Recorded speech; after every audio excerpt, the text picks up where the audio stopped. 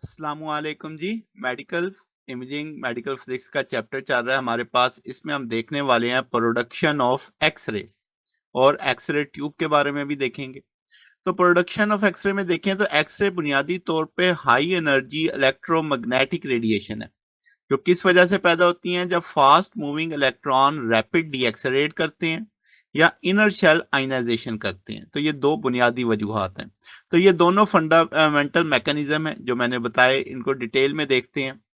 दो पहले वाले को बोलते हैं ब्रेमस्टर लंग या दूसरे सादा लफ्जों में ब्रेकिंग रेडिएशन। ये कब अकर करता है कि जब एक इंसिडेंट इलेक्ट्रॉन पास करता है न्यूक्लियस टारगेट एटम के। पॉजिटिव चार्ज जो न्यूक्लियस को होता है वो कूलम फोर्स लगाता है, अट्रैक्ट करता है, जिससे इलेक्ट्रॉन डिफ्लेक्ट हो जाता है और उससे उसकी एनर्जी काइनेटिक एनर्जी लूज होती है, यानी डी एक्सलेरेशन की वजह से। तो क्लासिकल फिजिक्स में एक्सलरेटिंग या डी एक्सलरेटिंग को charge particle must energy radiate करता है कि, और जो ये लॉस ऑफ काइनेटिक एनर्जी है जो सडन स्लो होने की वजह से हुई, डी एक्सलेरेशन होने की वजह से हुई, ये in the form of photon of X ray आती है, यानी ये एक्सरे की सूरत में निकलती है। अगर हम स्पेक्ट्रम की बात करें तो इलेक्ट्रॉन कितनी एनर्जी लॉस कर सकता है ये वेरी करता है। इसमें वो सारी की सारी भी जाया कर सकता है, कुछ जाया कर सकता है, या सिर्फ टाइनी ऑफ फ्रैक्शन भी जाया कर सकता है। तो ये जो रैंडम वेरिएशन है एक एनर्जी लॉस के अंदर, इससे हमें कंटिन्यूस स्पेक्ट्रम मिलता है, यानी एवरी पॉसिबल फोटॉन मिल जाता है एनर्जी का। तो अगर हम कहें कि मैक्सिमम कितना होगा, तो जितना एनर्जी लेके वो चला था एक्सेलरेटिंग वोल्टेज, तो हम कहेंगे ईवी। तो ये बैटरी जितनी एनर्जी ने दी होगी उतनी सारी की सारी फोटॉन की सूरत में निकल आएगी। तो इसीलिए बहुत तगड़ी बैटरी लगाई जाती है। बड़ी बैटरी, जितनी बड़ी बैटरी होती है उतना ज्यादा फोटॉन, बड़ा फोटॉन अमिट आता है, उतना उसका एक्सरे स्पेक्ट्रम में आने के चांसेस ज्यादा होते हैं। करेक्टरिस्टिक्स एक्सरे की बात की जाए तो हम कहेंगे ये इंसिडेंट फोटॉन जो होता है इजेक्ट करता है tightly bond inner shell electron, आमतौर पे के शेल से, और टारगेट एटम। अब वहां पे जब इलेक्ट्रॉन निकल गया तो वहां पे क्या पैदा हो गया, होल इनर शेल में। उस होल को फुल करने के लिए आउटर शेल एल या एम से कोई इलेक्ट्रॉन नीचे जंप करेगा ताकि उसकी वैकेंसी फिल की जा सके। अब जाहिर सी बात है ऊपर उसकी एनर्जी ज्यादा है, वो कम एनर्जी पे आ रहा है, तो ये जो डिफरेंस है बाइंडिंग एनर्जी का दो शेल्स के बीच में, वो निकलता है किस सूरत में, एक्सरे फोटॉन की सूरत में। हम यहाँ पे के अल्फा आम जुबान में बोल देते हैं। ये एनर्जी का फर्क होता है जब आप एल शेल से जंप करते हैं के में। अगर एम शेल से जंप करते हैं के में तो इसे के बीटा बोलेंगे, और इसी तरीके से एम शेल से अगर एल में आते हैं तो ये एल अल्फा हो जाएगा। सो ऑन सो सीक्वेंस यही है। अब आप यहाँ पे देख सकते हैं कि एक टारगेट एटम दिखाया हुआ है, इंसिडेंट फोटॉन आ रहा है, इसने इसको टक्कर मारी। अब यहां से ये इलेक्ट्रॉन निकल गया और ये टक्कर मार के वापस आ गया, आने वाला जाने वाला इलेक्ट्रॉन। मगर यहाँ पे एक वैकेंसी क्रिएट हुई है, ये 3 नंबर से गया 2 नंबर पे इसकी फिल करने, और उसने अपनी एनर्जी एमिट की एज अ फोटॉन। अब ये ग्राफ अगर आप देखो तो ये इंटेंसिटी का ग्राफ है। इसका मतलब के अल्फा के होने के चांसेस ज्यादा है एज मुकाबलतन के बीटा। और ये आपको जो स्पेक्ट्रम दिख रहा है, मुसलसल इलेक्ट्रॉन अपनी एनर्जी लूज कर रहा है, इसकी इंटेंसिटी बढ़ती जा रही है। तो ये अब हर तरह के आपके पास यानी इंटेंसिटी अवेलेबल है। तो ये एक रिलेटिव इंटेंसिटी और वेवलेंथ का ग्राफ है। तो ये फोटॉन की जो के अल्फा के बीटा इनसे आती है, ये डिस्क्रीट एनर्जी होती है जो डिपेंड करती है टारगेट मटेरियल पे, और शार्प पीक के तौर पे स्पेक्ट्रम में अचानक एक राइज मिलता है आपको। अगर हम मुख्तलिफ मटीरियल्स को स्टडी करें तो आप देखें कि टंगस्टन की बात करें तो टंगस्टन के शेल की एनर्जी 69.5, ये किलो इलेक्ट्रॉन वोल्ट के अंदर हम बात कर रहे हैं। एल के अंदर 12.1 कैलो, या एवरेज आप 11 kilo, 11 kilo electron volt. M shell के अंदर 2.8 से 1.9 किलो इलेक्ट्रॉन वोल्ट है। मोलिबीडियम ज्यादा इस्तेमाल होता है, 20 के किलो यानी के शेल के अंदर 20 किलो इलेक्ट्रॉन वोल्ट है। एल शेल के अंदर 2.6 मान लो, और आयम शेल के अंदर 0.5 किलो इलेक्ट्रॉन वोल्ट। रेडियम है, ये चार्ट के अंदर आप देख सकते हैं। तो इन दोनों का जो फर्क होगा वो के अल्फा हो जाएगा। अगर एम से के में जाता है तो वो के बीटा हो जाएगा, एम से एल में जाता है तो एल अल्फा हो जाएगा। तो ये दोनों तरह की जो हमने पढ़ी, ब्रेमस्टर लंग और करेक्टरिस्टिक, ये दोनों एक्सरे ट्यूब के अंदर हो रहे होते हैं। अब एक्सरे ट्यूब क्या है, इसका डिजाइन समझते हैं। ये कोर कंपोनेंट है बुनियादी तौर पे एक्सरे इमेजिंग सिस्टम का। ये एक स्पेसिफिक टाइप का डायोड वॉल्व समझ लो जो डिजाइन किया जाता है इलेक्ट्रिकल एनर्जी को किसके अंदर, एक्सरे एनर्जी में ले जाने के लिए। इसकी एफिशिएंसी काफी कम होती है, यानी इसके एक्सरे पैदा करने की जो सलाहियत है काफी कम है। केयरफुली ये एक वैक्यूम डिवाइस होती है ताकि जो इलेक्ट्रॉन है वो जो एक्सरे फोटॉन है वो प्रोड्यूस करें, एक्सलरेट करें और डायरेक्ट करें हाई एनर्जी इलेक्ट्रॉन को एक मेटल टारगेट पे। ये एक तरह से जैसे मैंने पहले कहा कोर कंपोनेंट है, तो ये आप हार्ट कह लो, तमाम प्लेनर रेडियोग्राफ जो आम एक्सरे हम करते हैं और कंप्यूटर टोमोग्राफी जिसे हम सीटी स्कैन बोलते हैं उसके अंदर।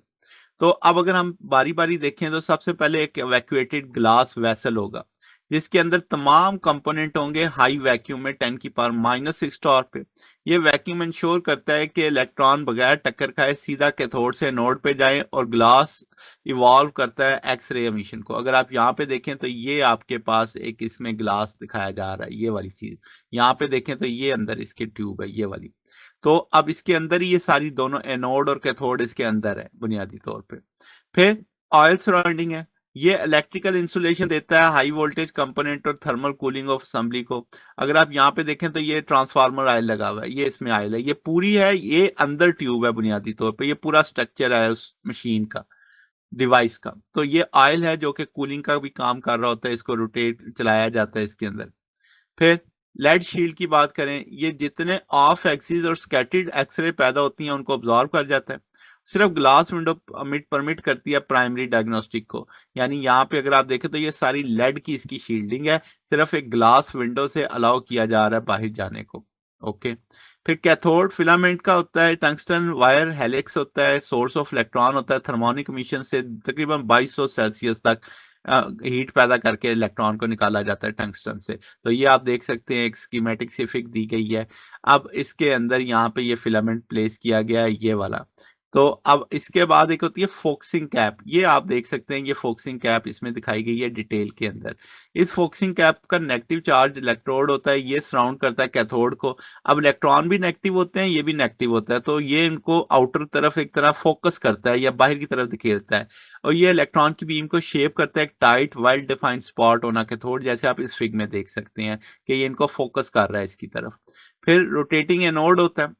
अब ये भी मेटल डिस्क होती है, अलाय होता है आमतौर पे 3000 आरपीएम के साथ इसको रोटेट करवाया जाता है। टारगेट और जो इलेक्ट्रॉन बम्बार्ड होते हैं, और ये वो जगह जहां से एक्सरे पैदा होती है। अगर आप डेप्थ में देखें तो एनोड की शक्ल यूं है, तो इसको समझाने के लिए इस तरह इंक्लाइंड एक मखसूस एंगल पे कर दिया जाता है। इसको भी आगे चल के देखते हैं कि एंगल का मकसद क्या होता है।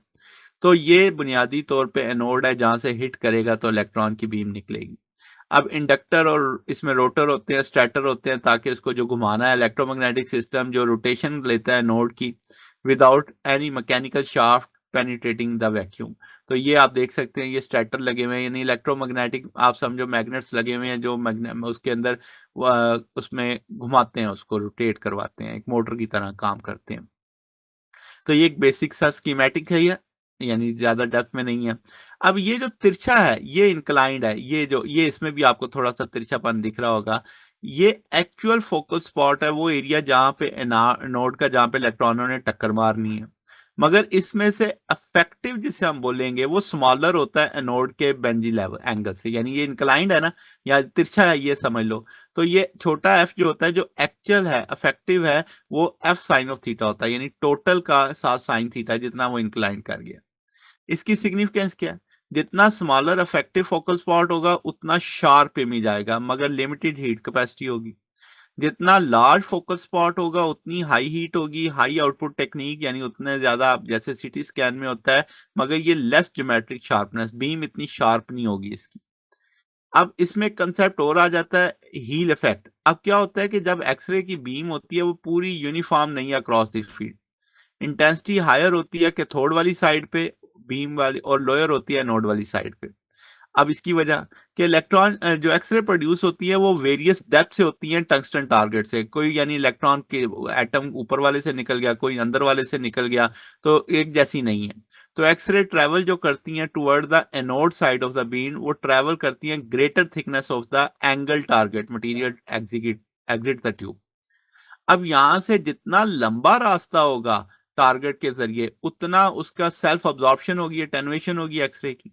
तो जो एक्सरे ट्रेवल करेंगी कैथोड वाली साइड पे वो मच शॉर्टर पाथ होगा थ्रू द टारगेट, इसलिए वो लेस अब्जॉर्ब्ड होगी। तो इसका मतलब जो आपकी कैथोड वाली साइड है उस पे बीम ज्यादा इंटेंस होगी एज कंपेयर टू एनोड वाली साइड के। तो क्लिनिकल सीक्वेंस क्या है, जो प्लेनर रेडियोग्राफ है, आम जो सादा एक्सरे मशीन होती है, उसमें नोटिसेबल जो डिफरेंस होता है ऑप्टिकल डेंसिटी का ब्रेड का, वो one end of the image to the other, यानी एक एंड पे आपको इमेज ज्यादा अच्छा डार्क दिखाई देगा, darker on cathode side, lighter on anode side वाली साइड। तो अब इससे क्या होगा, इसका कंपनसेशन क्या होगा, जो पेशेंट को पोजीशन किया जाता है वो ऐसे किया जाता है कि जैसे उसकी थर्मोन्यूक्लियर स्पाइन एक्सरे के लिए उसका थिकर पार्ट पेशेंट का, जिसे लंबर स्पाइन कह लें, वो कैथोड वाली साइड पे रखा जाता है और रिड्यूस एक्सपोजर होता है एनोड वाली साइड पे। फिल्ट्रेशन फिर होती है कि स्पेशल कंपनसेटिंग फिल्टर लगाए जाते हैं, ट्रफ और वेज फिल्टर टाइप, जो प्लेस किए जाते हैं बीम में ताकि उसकी इंटेंसिटी को एक जैसा किया जा सके। सॉफ्टवेयर करेक्शन से मॉडर्न जो डिजिटल सिस्टम है वो ऑटोमेटिकली अप्लाई करते हैं यूनिफॉर्मिटी करेक्शन, तो ताकि इस हील इफेक्ट को कंपनसेट किया जा सके। तो ये हमारे पास टॉपिक है। अगर आपको इसमें कोई बात पूछनी है, डाउट है, नीचे कमेंट्स में पूछ सकते हैं। वीडियो अच्छी लगी हो वीडियो को लाइक कीजिएगा, दोस्तों के साथ शेयर कीजिएगा, चैनल को सब्सक्राइब कर दीजिएगा। अब तक के लिए इतना ही, बकिया इंशाल्लाह नेक्स्ट देखेंगे। ओके, अल्लाह हाफिज।